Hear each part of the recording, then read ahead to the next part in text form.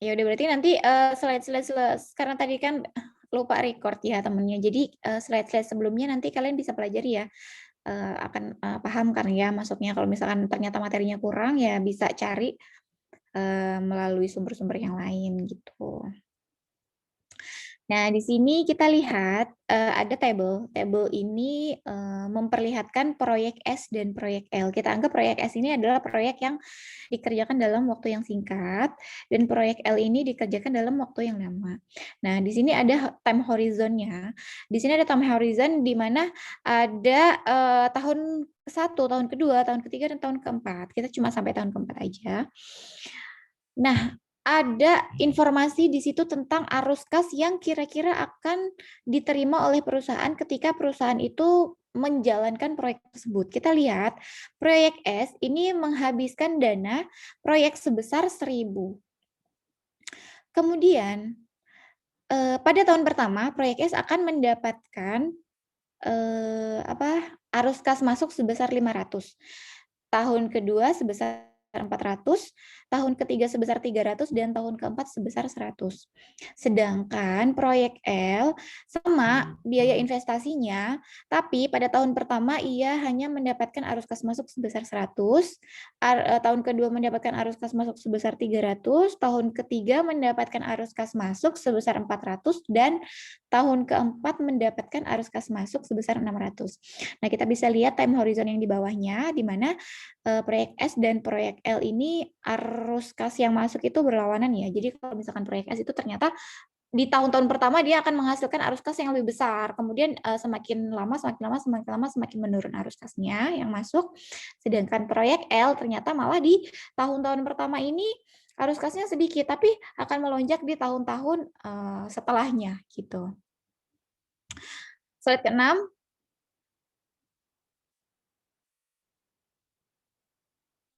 Nah, kita akan coba untuk menghitung payback period atau bahasa Indonesianya periode pemulihan, tapi enaknya ngomongnya payback period ya.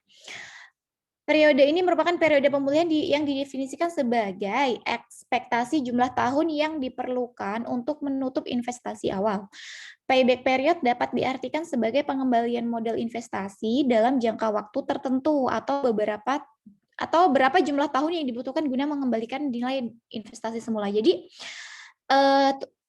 fungsinya apa sih payback period ini? Agar kita bisa mengetahui kira-kira modal kita ini akan balik setelah kita menjalankan proyek itu berapa tahun ya gitu. Kira-kira berapa tahun ya modal gue ini akan balik gitu untuk proyek ini gitu. Nah, kita bisa hitung rumusnya apa? Jadi rumusnya adalah tahun sebelum penutupan penuh ditambah biaya yang belum ditutupi pada awal tahun dibagi arus kas selama tahun berjalan. Kita balik lagi ke slide 5. Kita balik lagi ke slide 5. Nah, tadi kan rumusnya itu kan untuk mengetahui berapa tahun lagi nih kira-kira modal kita akan balik. Nah, kita bisa lihat dari arus kas yang masuk. Arus kas yang masuk kan kita modalnya itu 1.000. Kita ke proyek S dulu ya, kita modalnya 1.000. Kemudian pada tahun pertama kita akan mendapatkan arus kas sebesar 500. Pada tahun kedua akan mendapatkan arus kas sebesar 400. Berarti modal yang udah balikan sebesar 900. Pada tahun ketiga akan mendapatkan arus kas sebesar 300. Berarti pada tahun ketiga modal kita ini akan akan balik kan pada akhir tahun ketiga tapi. Nah, kita pengen tahu nih pastinya tuh berapa tahun sih? Nah, kita lihat berdasarkan rumusnya adalah apa tadi rumusnya tahun sebelum penutupan penuh itu kan berarti tahun kedua karena tahun ketiga itu akan tertutupi secara penuh. Balik lagi. Nah, tahun sebelum penutupan penuh itu kan berarti tahun kedua. Nah, tahun kedua karena tahun ketiga ini kita sudah tertutupi nih modalnya. Sudah tertutupi modalnya. Nah, berarti 2 ditambah tahun ditambah berapa sih yang masih tersisa utangnya? Utang kita yang masih tersisa berapa? 1.000 kan kita sudah masuk nih uangnya. 500 tambah 400 900. Berarti sudah masuk ke perusahaan kita 900. Masih ada 100 lagi yang belum masuk ke perusahaan kita. agar modalnya itu bisa kembali secara penuh. Nah, berarti si 100 itu nanti dibagi dengan tahun berjalan. Tahun berjalannya itu kan ada 300. Rumusnya berarti 2 plus 100 dibagi dengan 300. Nanti akan dapat hasilnya. Slide selanjutnya. Akan dapat hasilnya payback periodnya adalah sebesar 2,33 tahun. Berarti 2 tahun lebih sedikit. 2 tahun lebih sedikit nanti modalnya akan balik gitu. Ya. Nah, itu kan untuk yang proyek S. Sekarang coba kalian hitung untuk yang proyek L, kira-kira payback periodnya ini akan berapa lama? Rumusnya sama. Silakan ambil pulpen dan kertasnya, dihitung.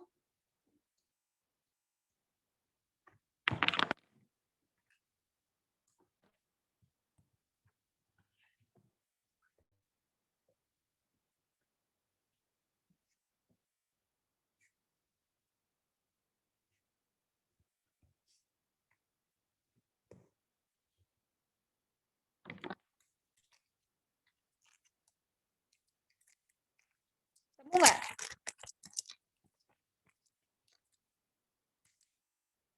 Ada yang hitung nggak nih?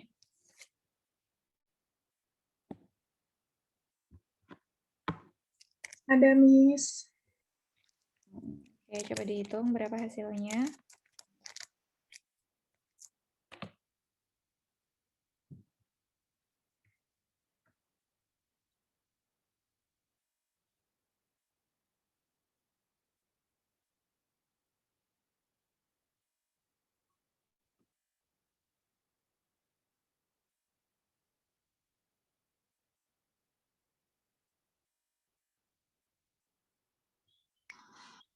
$3,5 tahun, Miss. 3,5 tahun, ada yang lain nggak?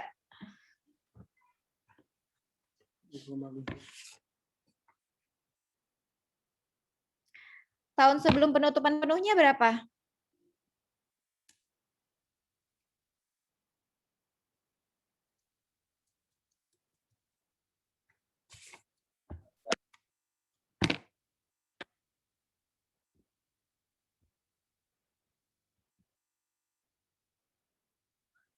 Tahun sebelum penutupan penuhnya berapa?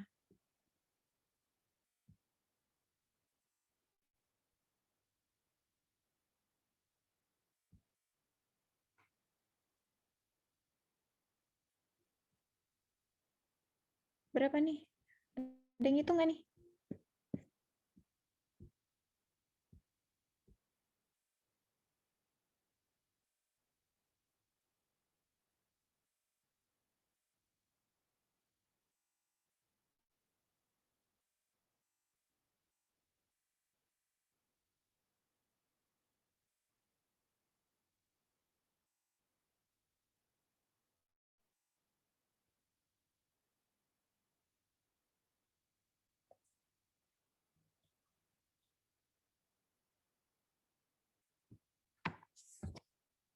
Berapa tahun sebelum penutupan penuhnya?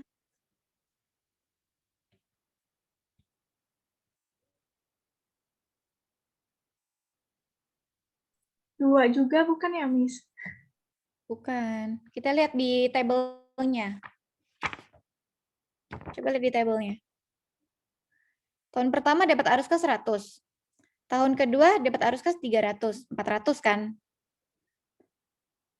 Di tahun ketiga belum penuh kan? Masih utangnya 400 tambah 400? Masih 800. Baru akan penuh di tahun keempat. Berarti tahun sebelum penutupannya di tahun ketiga. 3 ya. Jadi tahun sebelum tahun depan kan udah ini nih. Tahun depan kan kita ada di tahun ketiga. Tahun depan kan kita udah penuh nih modalnya kembali. Nah, tahun sebelum modal kita full kembali itu tuh tahun keberapa gitu. Kalau yang tadi 2 karena memang arus kasnya lebih besar di awal-awal tahun gitu. Paham nggak? Paham, Miss. Oke. Sekarang biaya yang belum ditutupi pada awal tahun. 200 ya, Berapa? Miss. Ya, benar. Kemudian arus kas selama tahun berjalan Arus kasnya arus kas selama tahun berjalan itu maksudnya dalam tahun penutupan penuh itu kira-kira arus kas yang masuk itu kan berapa gitu. 600. Ya, 600. 200. Sekarang coba dihitung hasilnya berapa?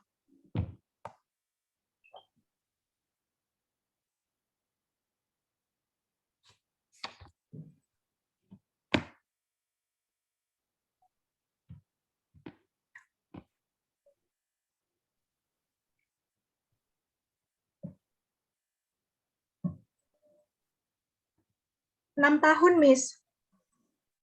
Sih, hah? Kebanyakan ya? Kan 600. 1 tahun ya, Miss. 600 Kan 3. juga. Kan 3. Oh iya ya. Ditambah. 3. Coba kebalik nggak itu? Kebalik, Miss. 200.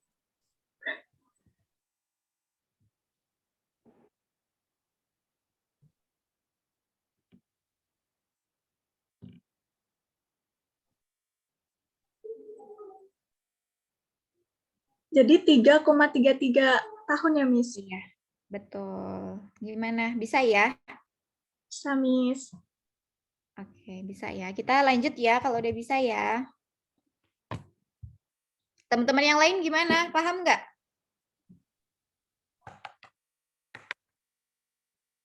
Paham, Miss. Paham ya? Oke. Slide sebelumnya tadi, yang ke-6 dulu.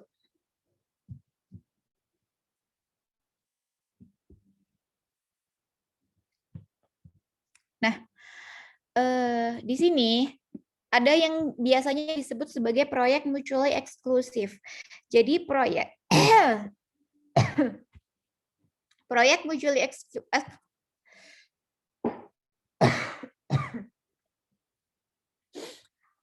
Jadi proyek mutually eksklusif ini merupakan sekumpulan proyek di mana hanya satu proyek yang akan diterima. Jadi gini, perusahaan ada beberapa proyek-proyek, tapi kita hanya pilih satu proyek aja dari proyek-proyek yang potensial untuk dikerjakan gitu.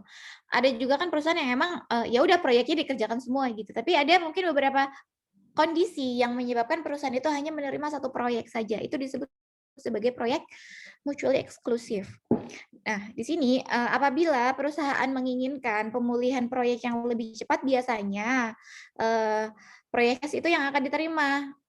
Tapi kalau misalkan memang perusahaan itu lebih memprediksi kalau ternyata lebih lambat laun ternyata kira-kira proyek L itu lebih menjanjikan karena arus kasnya semakin lama semakin besar, ya mungkin bisa jadi proyek L lah yang akan diterima. Jadi tergantung dari tujuan perusahaan itu sendiri gitu. Tapi rata-rata biasanya perusahaan itu akan lebih menerima proyek-proyek yang emang pengembaliannya itu lebih cepat.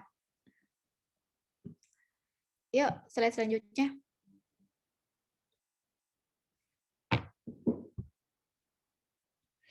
Nah, kalau tadi kita menghitung tentang payback period, kalau misalkan sekarang kita hitung tentang discounted payback period. Jadi discounted payback period ini adalah perhitungan periode balik modal investasi dengan menggunakan pendekatan time value of money. Kemarin udah belajar ya tentang time value of money atau nilai waktu uang, menghitung present value dan future value. Nah, untuk menghitung nilai sekarang atau present value dari ekspektasi arus kas masuk yang akan diterima selama periode investasi. Nah, kemudian berarti cara menghitungnya adalah menggunakan rumus discounted payback period, yaitu dengan menggunakan formula payback period kumulatif, namun dengan terlebih dahulu menghitung nilai sekarang. Kita bisa lihat di sini ya. Kelihatan nggak ini ya? Apa namanya? Gambarnya. Kelihatan sedikit. Oke. Kelihatan, Miss. Di sini kan ada arus kas masuk sebesar 1.000. Ini time horizonnya sama yang seperti yang tadi ya. Sebentar ya.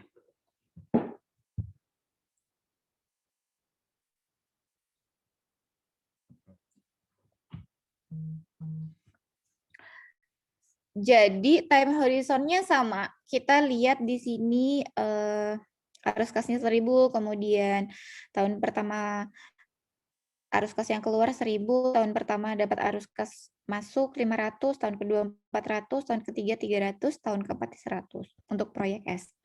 Kemudian kita akan diskontokan dengan ekspektasi suku bunga itu sebesar rate-nya itu 10%. Jadi kita akan hitung present value dari nilai nilai 500, 400, 300, 100 ini. Hasilnya adalah di bawah ini. 455, kemudian 331, 225, 68 itu merupakan present value dari angka-angka arus kas yang masuk pada tahun-tahun tersebut. Kemudian kita kumulatifkan. Kita kumulatifkan caranya gimana? Nih, pada tahun pertama ya berarti 1000 ini dikurangi 455, hasilnya minus 545. Kemudian pada tahun kedua, si 1000 ini dikurangi 455 sama dikurangi 331, hasilnya minus 214. Begitu juga seterusnya. Nah, apabila tadi dalam menghitung yang payback period itu kita gunakan arus kas yang NCF-nya. Nah, kalau misalkan discounted payback period ini kita pakai yang sudah dikumulatifkan, yang kumulatif untukkan gitu ya. Jadi sama aja rumusnya. Nanti silahkan dihitung kembali kalau misalkan ada kendala bisa ditanyakan gitu. Nah, untuk yang net present value, kemudian IRR dan MIRR itu kita akan pelajari di minggu depan. Nah, sampai dengan saat ini ada yang ingin ditanyakan? Miss, mau tanya Miss. Ada yang... Itu NCF yang didiskontokan, ngitungnya gimana Miss bisa dapat 455 331? 10%. Pakai rumus. Rumusnya kemarin apa present value? Oh pakai ini ya? Pakai rumus present value kemarin. Present value itu kan 1/1 plus I pangkat N. Iya nggak sih?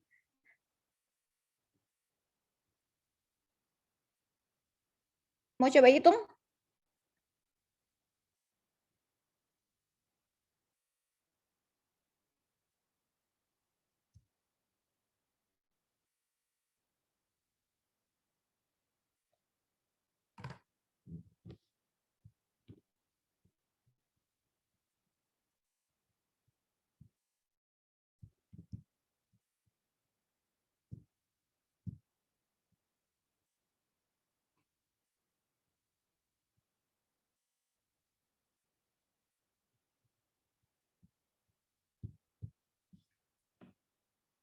Mau coba hitung nggak?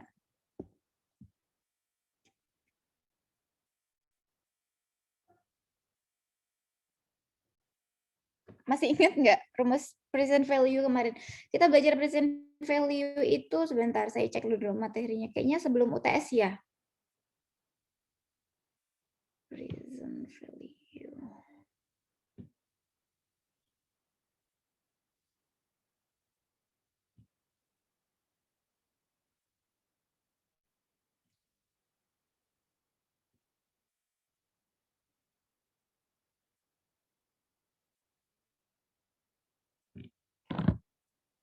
Ya nggak sih? Present value itu future value dikali dengan 1/1 plus R pangkat N.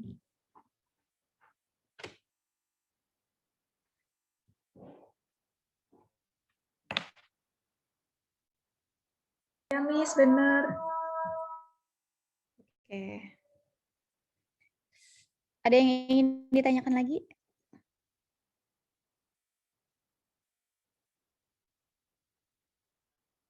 Yuk.